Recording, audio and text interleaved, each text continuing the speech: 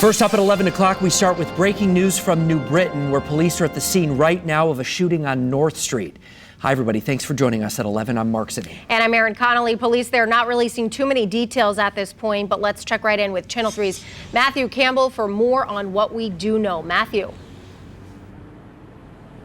Well, Erin and Mark, police say the shooting happened in the 8 o'clock hour, and here we are 3 hours later, and this is still a very active scene. We're here on Stanley Street. We're pushed all the way out here, and you can see several blocks are still taped off after the 34-year-old victim was shot. Now let's go to video shot when we first got here. This is what we saw when we arrived. Nearly a dozen officers were walking in tandem to this apartment building across the street. Now, this is part of the intense canvassing they did tonight, and you can see it spans several city blocks. Again, police, they're not releasing a lot of information, but they do confirm a 34-year-old man was shot on the 200 block of North Street here in New Britain.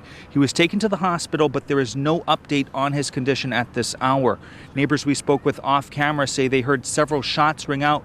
Police would not confirm if this was a drive-by, nor would they share details on the circumstances leading up to this shooting. But you can see it spreads a large area here near Stanley Street. And this is an area that police are very familiar with. Just last night, less than 24 hours ago, 3 arrests were made stemming from a home invasion that happened on Stanley. Now, police are not giving any indication that this shooting was tied to that, but unfortunately, this is an area that is seeing a lot of violence over the last 2 days. Now, again, back out live here, police, they're still working on this case here on North Street, spanning all the way down to Stanley Street. So if you have any information on what happened, you are urged to call New Britain Police. That's the latest live here in New Britain tonight. Matthew Campbell, Channel 13 News.